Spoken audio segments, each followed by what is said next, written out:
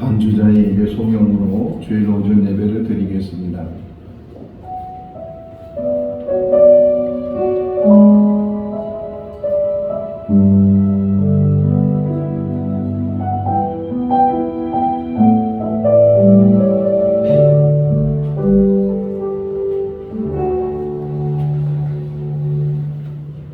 보라, 형제가 연합하여 동거하니 어찌 그리 선하고 아름다우고 머리에 있는 보배로운 기름이 수염 곧 아름의 수염이 흘러서 그의 옷깃같이 내린 같고 헐몬의 이슬이 시온의 산들에 내린 같도다.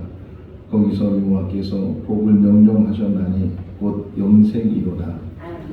사랑과 은혜가 충만하신 하나님 아버지, 지난 한 주간은 추석 명절 연휴였는데 저희를 지켜주시고 또 은혜 가운데 살게 해주시고 오늘 거룩한 날 주의 전에 모일 수 있도록 인도하여 주신 것 감사합니다. 오늘도 하나님 앞에 온전한 예배자로 세워주시고 하나님께만 영광이 되게 하여 주시옵소서. 예수님의 이름으로 기원하옵나이다. 아멘. 다 같이 일어나시겠습니다. 찬송가 19장입니다.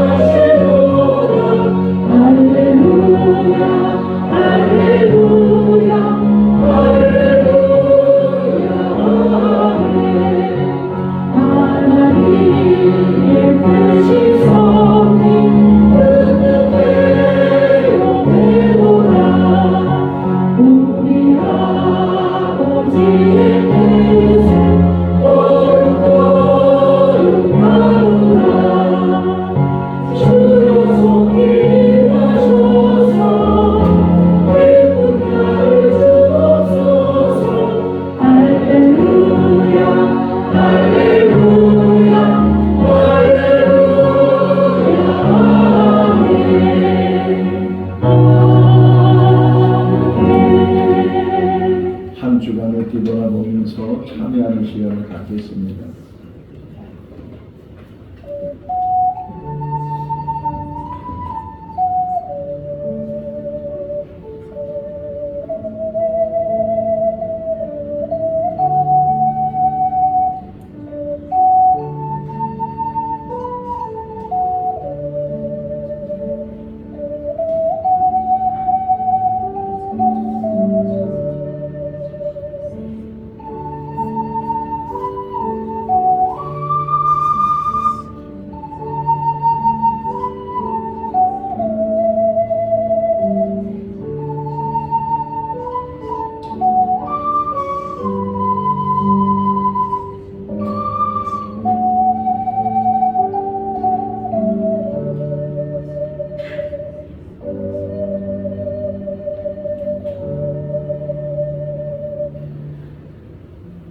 사랑이 많으신 하나님 아버지, 이 땅에 사는 날 동안 하나님의 자녀로 하나님의 권속으로 바르게 살기를 원하지만 늘 우리의 삶을 뒤돌아보면 부족하고 연약하고 때로는 넘어질 때가 많이 있습니다. 지난 한 주간도 뒤돌아보면 하나님 앞에 바로 서지 못했던 그런 일들, 마음으로부터 말과 행함으로부터 본이 되지 못했던 일들, 오늘 이 시간에 다시금 다 기억나게 하시고 주님의 십자가 밑에 내려놓게 하시고 주님의 보혈로 씻음받게 하여 주시옵소서. 하나님 앞에서 늘 새로워지게 하시고 바로 서는 은혜가 있게 하여 주셔서 하나님의 뜻에 순종하는 하나님의 종들이 다 되게 하여 주시옵소서. 예수님의 이름으로 기도하옵나이다. 아멘. 사도신경으로 신앙 고백합니다. 나는 전능하신 아버지 하나님 천지의 창조주를 믿습니다. 나는 그의 유일하신 아들 우리 주 예수 그리스도를 믿습니다.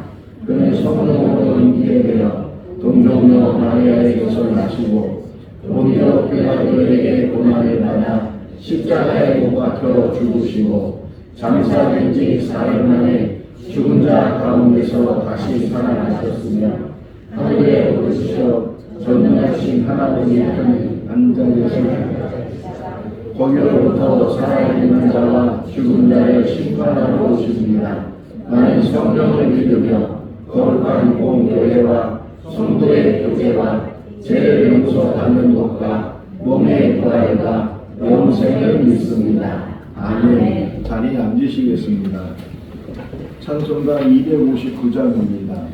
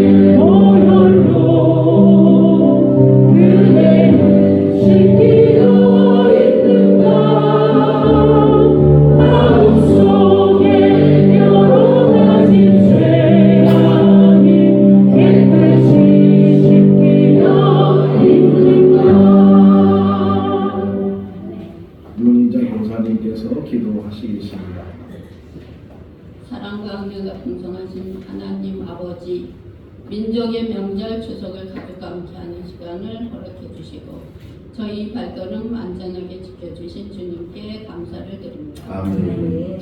아름답고 풍성한 결실의 계절 10월의 둘째 주일을 맞이하여 하나님 전에 나와서 예배드리며 기뻐하며 주 하나님을 경배하며 감사와 찬송을 드리며 감사드립니다. 오늘도 우리를 예배의 자리를 불러주시고 한 주간의 모든 순간을 주님의 은혜로 채워주심에 감사드립니다. 지난 한 주간도 나의 생각과 말, 행동이 주님의 뜻에 온전히 합당하지 못했던 모든 순간을 용서해 주시고 예수님의 보혈로 깨끗하게 씻어 주시옵소서. 오늘 드리는 예배가 형식이 아니라 마음과 정성을 다한 예배가 되게 하여 주시옵소서. 주님께서 기뻐 받으시는 예배가 되게 하여 주시옵소서. 말씀을 전하시는 목사님과 목사님 가정에도 충만함을 더하시고 예배를 섬기는 모든 손길이 은혜와 평강을 부어 주시옵소서. 연약한 우리들 가정에서도 직장에서도 사업장에서도 학교에서도 교회에서도 우리에게 맡겨주신 사명 잘 감당하게 하옵시고 말씀을 읽고 묵상하는 일이 생활화 되어서 기도를 통해서 하나님 음성을 듣는 저희들이 되게 하시옵소서. 오늘 이 시간 새롭게 거듭나게 하여 주시옵소서. 예배를 통해 우리의 진몸 새롭게 하시고 지친 마음에 참된 평안을 허락하여 주시옵소서. 건강이 안 좋으신 분들, 연약하여 병상에 계신 분들, 경제적으로 어려운 분들, 여러 아픔으로 힘들어하는 성도님들을 위로하여 주시옵소서. 하나님 아버지, 나라 때문에 교회 때문에 애가 타고 불안합니다. 지금 나라가 교회가 어디로 어떻게 가고 있는지요. 지금처럼 나라 걱정, 교회 걱정을 해본 적이 있나 싶을 정도입니다. 나라와 교회를 위해 기도합니다. 법치가 바로 서는 나라, 자유민주주의 나라가 되게 하여 주시옵소서. 나라가 안정이 되게 하여 주시옵소서. 합당하지 않는 거짓말, 아첨하는 말, 정직하지 못한 마음을 회개하게 하시고 예수님의 보혈을 부어주시고 정결케 하여 주시옵소서. 정치인들 중 기독교인이 많다고 들었습니다. 올바른 신앙으로서 올바른 나라를 이끌게 하시고 언론과 정치인들이 깨어나게 하여 주시옵소서. 나라 사랑하는 마음 갖게 하시고 나라와 민족을 위해 기도하고 믿음으로 살게 하여 주시옵소서. 좌편 우편 가리지 말고 하나님을 두려워하는 자들 되게 하여 주시옵고 복받는 나라, 행복한 나라 되게 하여 주시옵소서. 믿음 생활하는데 어려움 없게 하여 주시옵고 주님의 위로와 회복의 은혜로 채워주실 줄 믿습니다. 또한 인터위에 주님의 은혜를 더하여 주시옵시고 어디서든지 주님의 자녀답게 살아가게 하시옵소서. 마치는 시간까지 함께하여 주실 줄 믿사옵고 예수님의 이름으로 기도드렸사옵나이다. 아멘.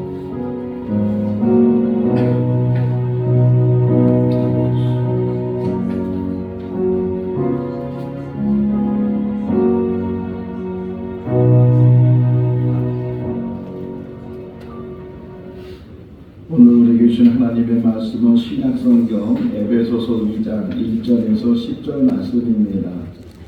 신약성경 310조 에베소서 2장 1절에서 10절 말씀 한 절씩 교독하겠습니다. 그는 허물과 죄로 죽었던 너희를 살리셨도다.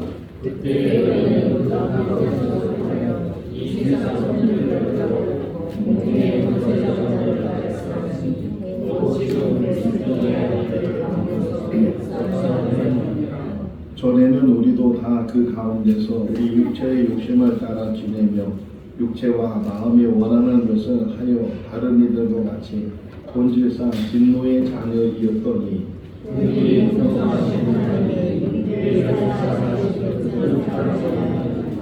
허물로 죽은 우리를 그리스도와 함께 살리셨고 너희는 은혜로 구원을 받은 것이다.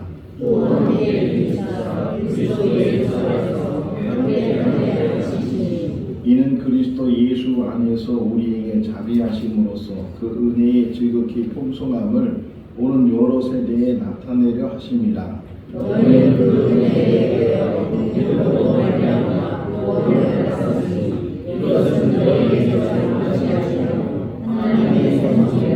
행위에서 나는 것이 아니니 이는 누구든지 자랑하지 못하게 함이라. 우리는 그가 만드신 바라 그리스도 예수 안에서 소망을 위하여 지으심을 받은 자니 이 일은 하나님이 전에 예비하사 우리로 그 가운데서 행하게 하여 하시리라. 아멘. 전교인 찬양대가 함께 찬양 올려드리겠습니다.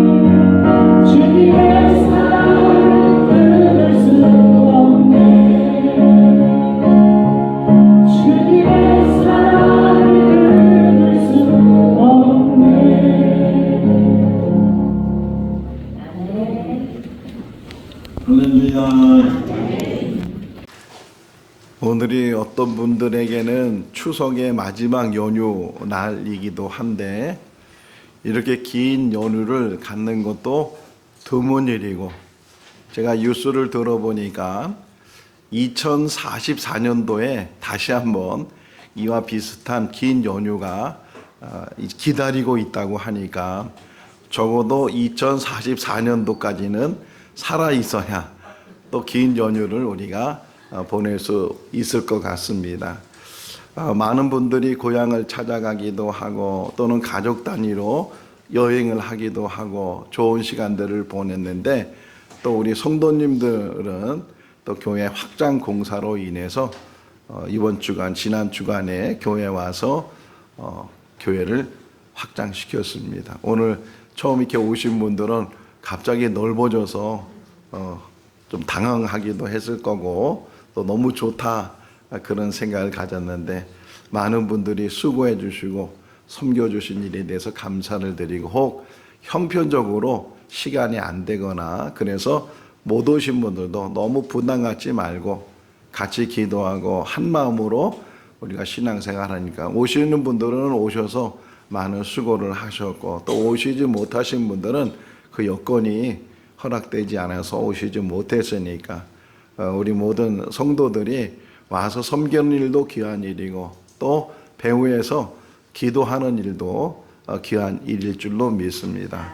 앞으로도 우리 모든 교회 일들이나 또 교회 신앙생활 하면서 다 재능이 다르고 각기 하는 일이 다르니까 똑같지 않다고 할지라도 그 모든 사람들이 연합해서 사랑의 공동체를 이루고 또 교회를 이루게 되는 줄로 믿습니다. 며칠 전에 TV를 보면서 어느 할아버지 이야기가 나왔는데 그 할아버지는 섬에 살아요. 근데 그 섬이 어떤 섬이냐면 한 1km, 2km 정도의 북녘 땅이 보이는 그 섬에서 살고 있고 그 할아버지의 고향이 바로 그 1km, 2km 넘어 있는 북녘 땅이 고향이에요. 고기도 잡기도 하고 갯벌에 가서 또 뭐 이것저것 잡기도 하고 그러면서 이제 하루하루를 지내는 할아버지인데 PD가 물었어요. 할아버지 여기가 더 좋잖아요. 그런데 왜 고향을 그렇게 사모하고 가려고 해요?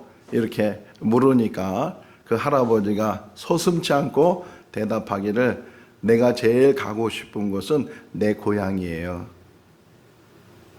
지금도 그 할아버지의 소원은 속히 통일이 돼서 자기가 어렸을 때 거기서 살았던 그 고향 땅을 밟고 마지막 삶은 그 고향에서 살고 싶어하는 그런 할아버지 이야기가 이렇게 나온 것을 보면서 우리는 정말 우리의 고향을 생각하고 있는지 사모하고 있는지 히브리서 11장 16절 말씀에 보게 되면 아브라함의 이야기를 하면서 아브라함은 본향을 향했다는 게 그 본향은 이 땅에 있는 것이 아니고 하늘에 있는 거다 이렇게 이야기를 하고 있는데 우리들도 이 땅에 살고 있지만 우리의 참 본향이 있는 줄로 믿습니다. 그것은 하나님 나라고 하나님께서 예비하신 영원히 사는 그런 나라인 줄로 믿습니다. 그런데 그 본향을 향해서 우리가 가고 있지만 정말 본향에 잘 들어갈 수 있는지 갈 수 있는지 오늘 그것을 같이 말씀을 통해서 묵상을 하려고 합니다. 본향을 향해 가는 나의 삶이 바른 길로 가고 있는지 올바른 생활을 하고 있는지 하는 것을 이 구원이라는 단어를 통해서 같이 묵상을 하려고 합니다. 먼저 구원은 오늘 본문에도 나오지만 하나님의 선물 8절 말씀 끝부분에 보게 되면 믿음으로 말미암아 구원을 얻었나니 그것은 우리에게서 난 것이 아니고 하나님의 선물이라 이렇게 말씀하고 있어요. 하나님께서는 이 땅에 우리들에게 많은 선물을 주셨는데 그 중에 가장 큰 선물이 하나님 나라예요. 그리고 하나님 나라로 이끌어 주시는 단어를 우리는 구원이라고 말하는데 그 구원은 모든 사람이 대상이에요. 그러니까 누구나 누구든지 이런 표현이 성경에 나오는데 구원은 누구나 누구든지 다 하나님께서 주실 수 있는 선물인데 그런데 결과론을 보게 되면 누구나 다 받지 못하는 누구나 다 가지 못하는 그것이 또 하나님 나라다.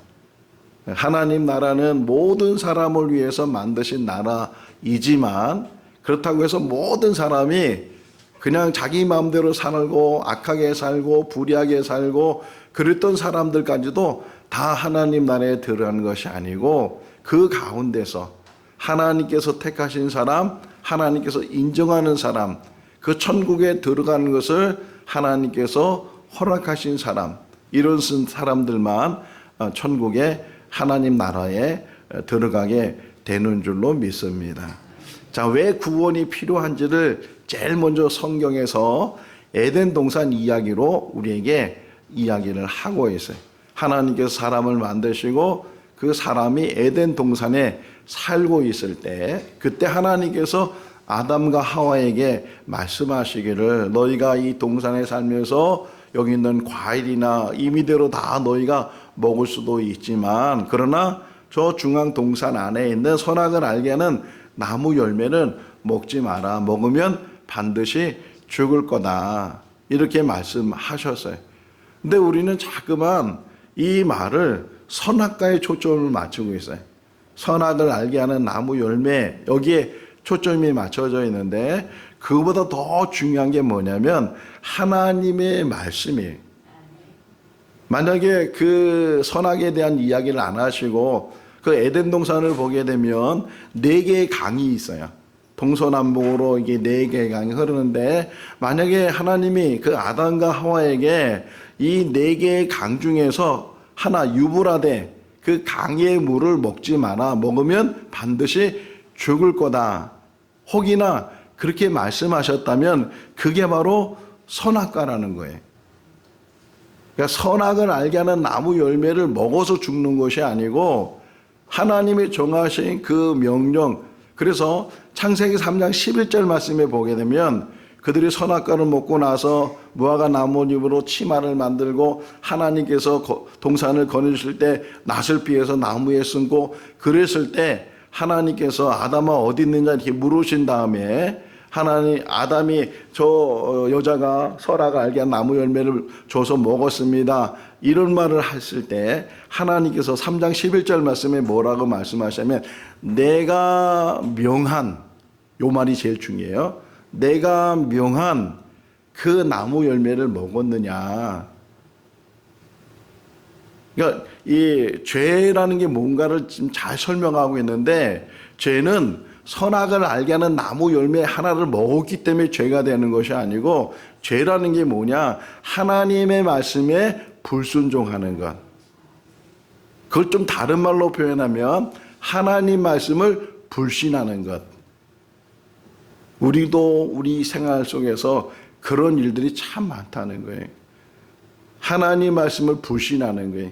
성경을 읽으면서 성경을 들으면서 성경에 대해서 우리가 설교 듣고 성경 공부를 하고 성경에 대해서 묵상을 하면서도 이 성경에 있는 하나님의 말씀에 대해서 얼마나 우리가 경각심을 가지고 이 하나님 말씀대로 살지 않으면 이게 죄가 되고 이 죄의 끝은 사망이고 영벌이고 하는 것들을 깊이 깨닫게 된다면 우리가 하루를 살아도 바르게 살게 될 것이고 제대로 살게 될 것이고 함부로 살지 않을 텐데 하나님 말씀이 어떤 말씀인지도 경각심을 안 가지니까 지금 자동차가 없으면은 살 수 없는 시대에 살고 있어요.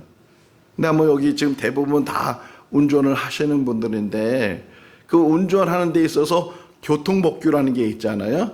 안전하기 위해서. 그래서 교통법규를 정하는데 예를 들면 제한속도라는 게 있어요. 어느 도로는 뭐 60km, 뭐 학교 앞에서는 30km 뭐 이렇게 제한속도가 있는데 한번 생각해 보세요.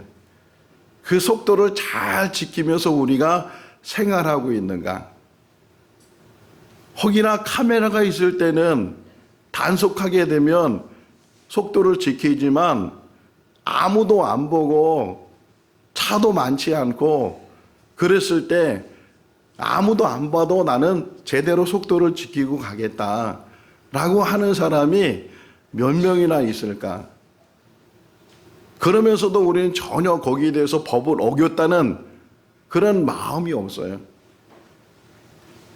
찍히지 않았다는 게 다행이고 발각되지 않았다는 것 그것으로 그냥 넘어가 버리죠. 제가 아는 몇몇 분 중에서 교통법규를 잘 지키는 분이 계셔요. 우리 교회도 있어요. 우리 정득현 집사님이 정말 급하지 않으면 교통법규를 잘 지키는 분이에요. 제가 몇 번 타봤는데 아주 천천히 가요. 답답할 정도로 천천히 가는데 근데 이렇게 교통법규를 지키는 사람은 두려움이 없어요. 단속 카메라가 있든지 없든지 거기에서 정해져 있는 법규대로 지켜가니까. 근데 우리는 그렇지 않고 눈가름이 많다는 거예요. 속이는 게 많다는 거예요. 그러면서 전혀 죄의식이 없어요. 이게 얼마나 무서운 일인지 우리는 깨닫지 못하고 그렇게 살아가고 있어요. 근데 이것이 세상에서는 통할 수 있는 일이지만 그러나 하나님 앞에서는 그것이 통하지 않는다는 거예요.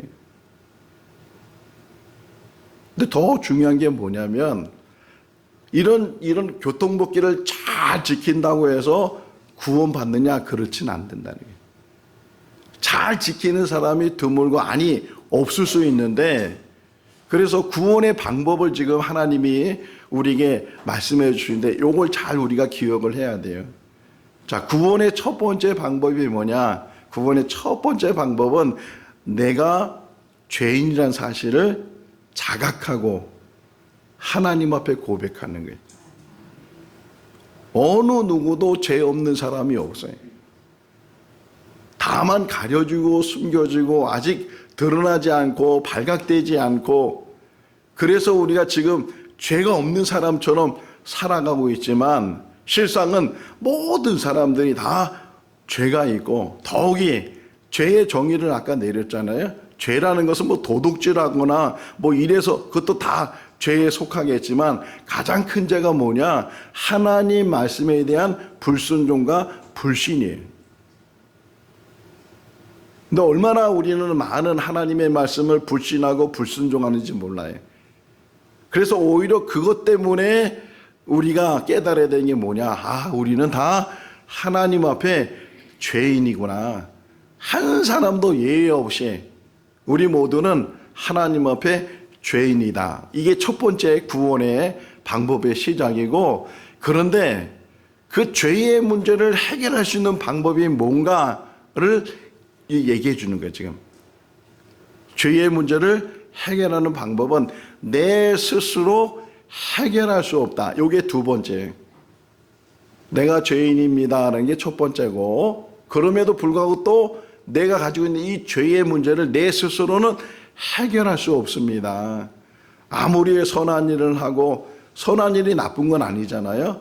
선한 일을 해야 돼요. 그리스도인들도 선한 일을 해야 되는데 그러나 선한 일을 했다고 그것 때문에 내 죄의 문제가 해결되는 것은 아니다. 그러니까 행위로서 구원을 받지 못한다는 거예요. 이게 두 번째 깨달음이에요. 내가 선한 일은 해야 돼요.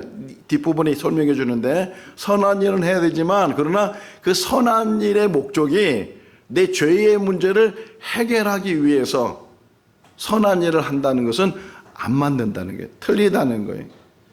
근데 다른 타 종교에서는 이 선한 일을 굉장히 강조해. 행위를 강조한다는 거예요.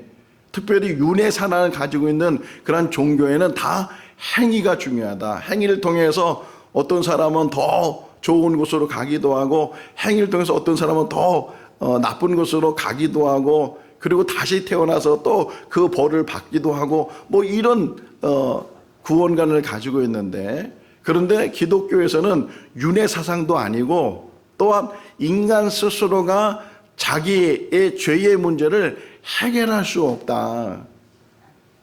오늘 우리가 1절부터 10절까지 읽었는데 특별히 8절 9절에 학가다 암송대회에 나오는 요절이기도 한데 자 8절 9절을 천천히 한번 같이 읽어보겠습니다. 8절 9절 너희는 그 은혜에 의하여 믿음으로 말미암아 구원을 받았으니 이것은 너희에게서 난 것이 아니요 행위에서 난 것이 아니니 이는 누구든지 자랑하지 못하게 함이니라. 중요한 구절이에요. 은혜로 인해서 이제 구원이 이루어지는데 믿음으로 말미암아 그 믿음을 이제 우리가 또 이제 설명 들을 텐데 믿음으로 말미암아 구원을 얻었다는 거예요. 그것이 행위에서 난 것이 아니고 하나님의 선물이다. 왜 행위에서 났지 않았다고 9절에서 설명하는 거예요. 자랑하지 못하도록 하나님의 그 구원의 이 선물은 믿음을 통해서만이 우리가 받을 수 있는 그런 선물이다 하는 거예요. 자, 근데 구원을 받았어요. 이제 우리가 믿음을 통해서 구원을 받았다면 그 구원을 받은 사람의 삶의 모습 속에서 구원을 받았는지를 알 수 있다는 거예요. 기준이 있어요. 그러니까 구원을 받기 전의 삶과 구원을 받은 후의 삶이 달라져야 돼. 이걸 성경에서는 새 사람이라고 표현해. 그리스도 안에서 새로운 피조물이라 이렇게 말하고 있는 것처럼 우리가 새 사람이 되는 거예요. 베드로전서 4장 3절 말씀에 보게 되면 끝부분에 뭐라고 표현하면 지나간 때가 족하도다 그래. 지나간 때가. 그 앞에 보게 되면 여러 가지 불의한 일들이 기록됐어요. 음행하는 일들이나 뭐 이렇게 여러 가지 일들을 기록하면서 이게 다 지나간 때다. 그러니까 구원 받기 전에는 잘 깨닫지 못했으니까, 구원의 의미를 알지 못했으니까 내 마음대로 살고 불순종하며 살면서도 그게 죄인지 깨닫지 못하고 살았지만, 이제는 정말 믿음 안에서 믿음으로 말미암아 구원을 얻은 사람들은 그 삶의 모습이 변하게 된다. 그게 10절이에요.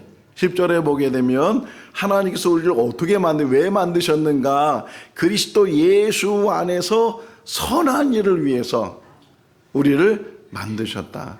여기에 행위가 들어가는 거예요. 그러니까 구원은 행위 속에서 이루어지는 것이 아니고 믿음 안에서 하나님의 선물로 구원이 이루어지는데, 그런데 구원받은 사람은 10절과 연결이 돼서 그 삶이 선에 있어야 된다는 거예요. 이제 행함이에요.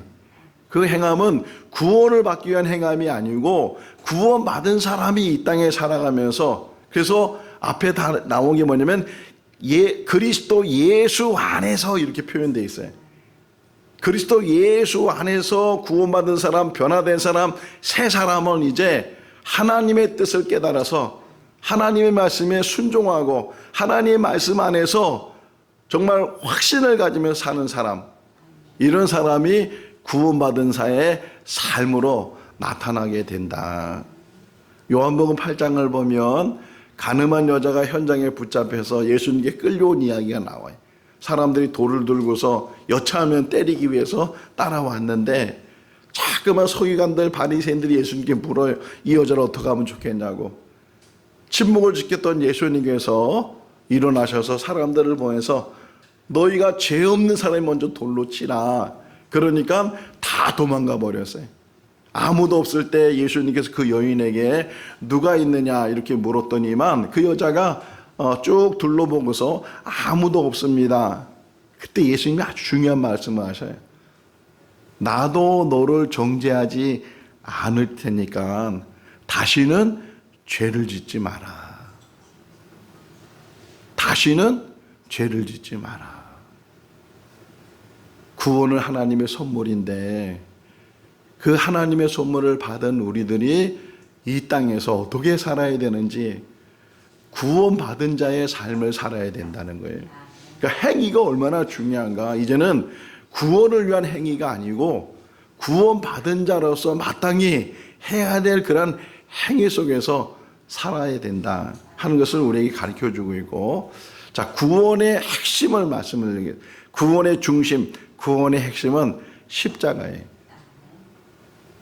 그래서 기독교가 그렇게 십자가를 중요하게 여기고 교회 꼭대기 위에다 십자가를 매달고 교회 안에도 이렇게 십자가를 앞에다 세워놓고 하는 게 모든 게 다 이 구원과 연결되어 있어요. 오직 구원은 예수 그리스도의 십자가를 통해서만이 구원이 이루어지게 된다.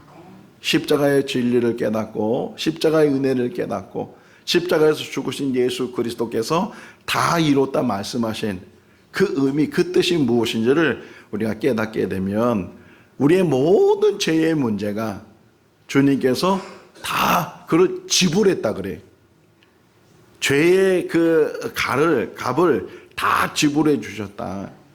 그러니까 예수님이 한 번 십자가에 죽으셨지만 그 가치는 이 땅에 아담부터 시작해서 이 지구가 멸망하는 그날까지의 모든 사람의 죄를 다 지불하고도 남을 만한 그 이상의 가치가 예수님의 십자가예요. 질문할게요. 누가복음 23장에 보게 되면 한편의 강도가 예수님을 향해서 예수여 당신이 당신의 나라에 임하시게 되면 나를 기억해 주십시오 이렇게 얘기했을 때 예수님께서 그를 향해서 네가 오늘 나와 함께 낙원에 있을 거다라고 예수님이 말씀하셨어요. 자, 질문이에요. 그 사람이 낙원에 갔을까요? 못 갔을까요? 갔어요? 못 갔어요? 갔다는 사람이 많은 것 같죠? 갔어요? 어떻게 갔어요? 왜 갔어요? 이 중요한 걸 지금 질문했어요. 왜 갔어요? 어떻게 갔어요? 그 사람이 예수여 오늘 당신 나라에 임하시면 나를 기억해 주십시오. 요 말 때문에 갔어요? 그 말도 중요하겠죠. 중요한 거는 주님이 허락하셨다는 거예요. 네가 오늘 나와 함께 낙원에 있을 거다라고 누가 얘기한 거예요? 예수님이 말씀하셨어요. 우리가 천국 간다고 하는 것 가장 중요한 마지막 요소가 뭐냐? 하나님의 허락이라는 거예요. 하나님이 허락한 사람만 그 안에 들어가는 것이 천국이에요. 그러면 하나님의 허락이 없으면 못 들어가잖아요. 그러면 우리가 하나님의 허락을 받은 사람이에요? 받지 못한 사람이에요?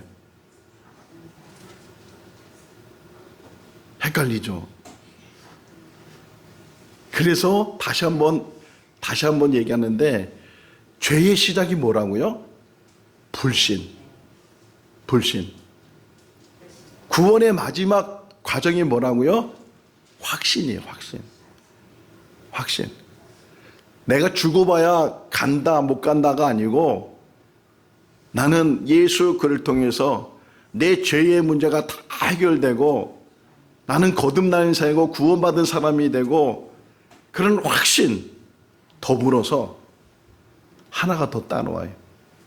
확신만 갖는다고 천국에 들어가는 것이 아니고 두려움이 있어야 돼요. 확신과 두려움이 같이 있어야 돼요. 마지막까지 마지막 순간에 못 들어간다면 얼마나 불쌍한 사람이 되겠어요. 그렇다고 해서 지금 불안해가지고서 난 천국 갈지 안 갈지 불안해서 하루를 불안하게 살아라 그런 의미는 아니에요.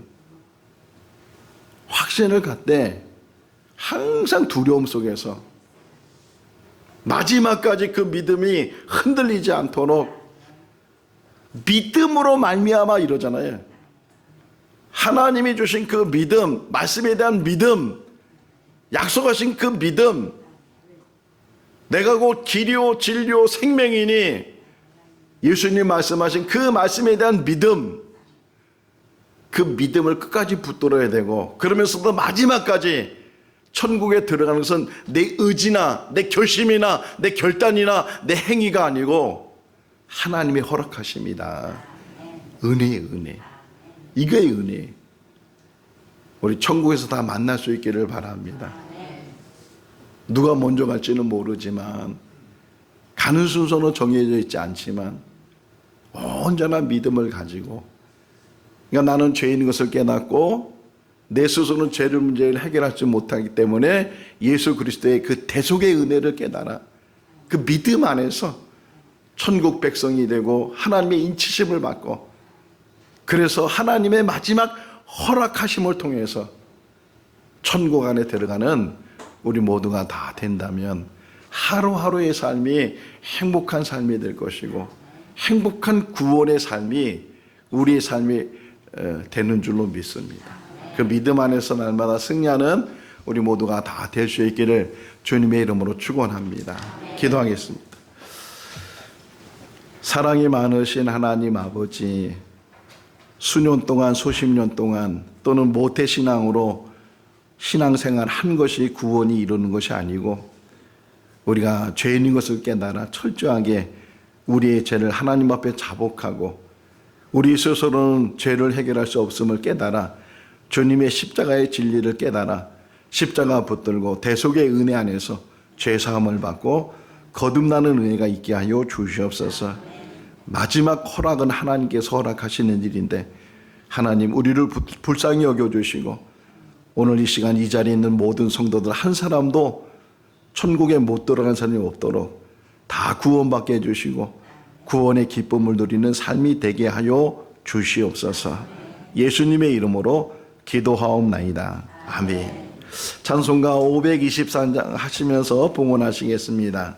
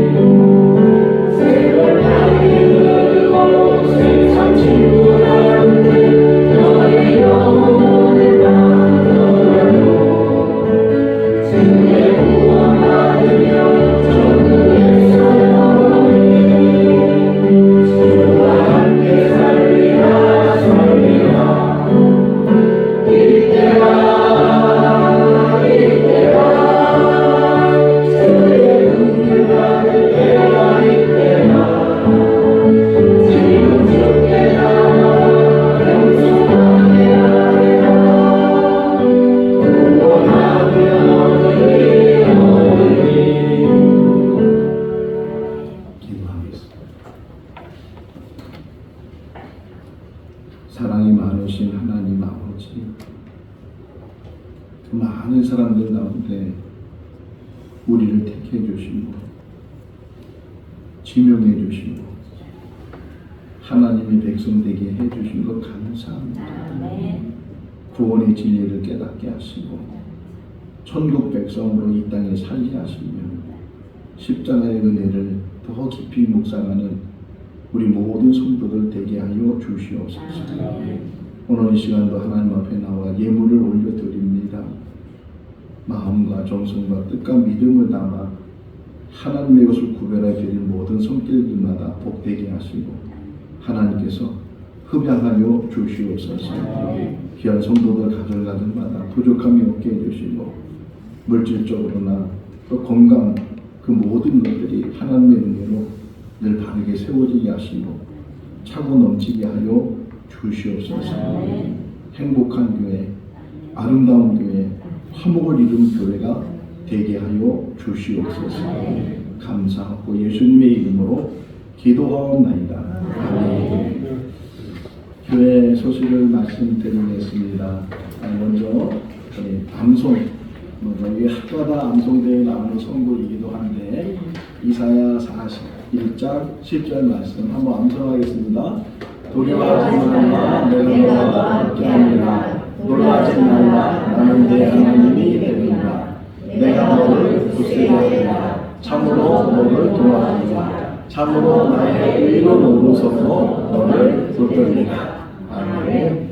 우리 다음 주 선구는 좀 짧죠. 우리 정득현 집사님 하나 뽑아주실래요?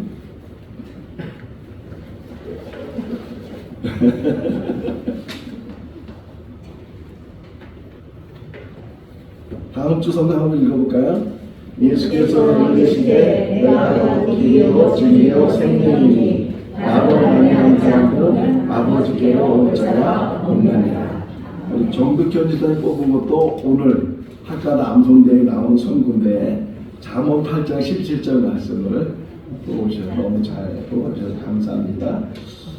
예배 마치면 곧바로 먼저 생일 축하를 하도록 하겠습니다. 지난 주일날 추석 때문에 또 재직해야 되고 막 그러다 보니까 생일 축하를 못했는데 10월달 생일자 축하를 하려합니다. 우리 정헌 우리 형제님하고 또 안상현 우리 집사님하고 또 우리 정우찬 우리 형제님 그리고 최은이 원채은 우리 자매가 이제 생일인데 오늘 안상현 집사 또 누구? 유명자 집사님도 유명자 집사님도 7순이었어요. 유명자 집사님도 우리 생일 축하를 하고 곧바로 학가다 암송대회를 하도록 그렇게 하겠습니다. 설교도 잠깐 말씀드렸지만 우리 추석 명절 연휴 기간 동안에 우리 관리부장님과 또 우리 여러 성도님 나오셔서 교회 확장 공사를 잘 했습니다. 아직 마무리되지는 못했지만 다 이렇게 확장을 해서 제가 막 여기 들어오니까 우리 권사님 한 분이 너무 멀어졌다고 제가 잘 안 보인다고 저도 잘 안 보여요.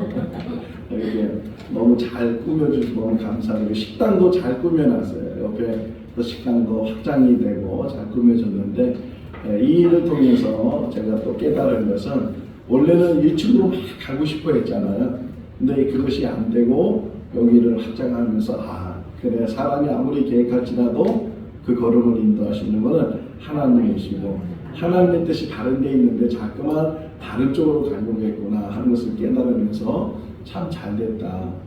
이강래 주님도 처음에 저한테 너무 좋다고 이렇게 말씀하셨는데 여러분들도 다 너무 좋으시죠? 네. 더 오시면 또 의자만 더 갖다 놓으면 100명 이상 이제 앉을 수 있는 자리가 되는데 너무 수고하셨고 또 우리 교회가 어떤 일을 하든지 한 마음으로 이런 일들을 잘 이뤄갈 수 있기를 바랍니다. 우리 다 같이 일어나셔서 찬송가 171장 1절 하시겠습니다.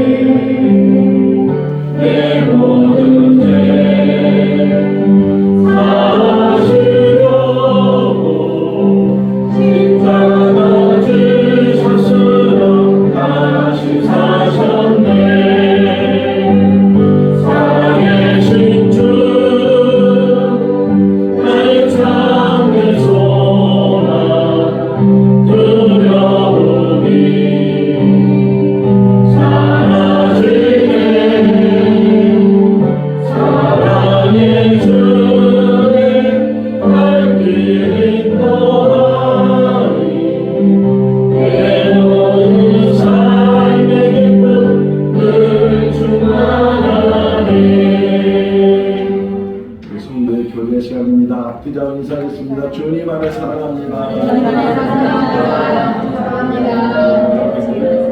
번 더 인사드려. 나중에 천국에서 꼭 만납시다. 축복하겠습니다. 지금은 우리 주 예수 그리스도의 크신 은혜와 하나님 아버지의 무한하신 사랑하심과 성령님의 교통하심 교제하시고 충만하심이 예수 그를 통해서 구원의 길을 열어주시고 믿음으로 구원을 얻게 하신 그 하나님의 귀하신 사랑과 은혜를 깨달아 구원받은 자의 삶을 살기로 다짐하는 우리 모든 성도들 삶 가운데 가정과 자녀와 일터 가운데 영원토록 함께 하시기를 축원하옵나이다. 아멘.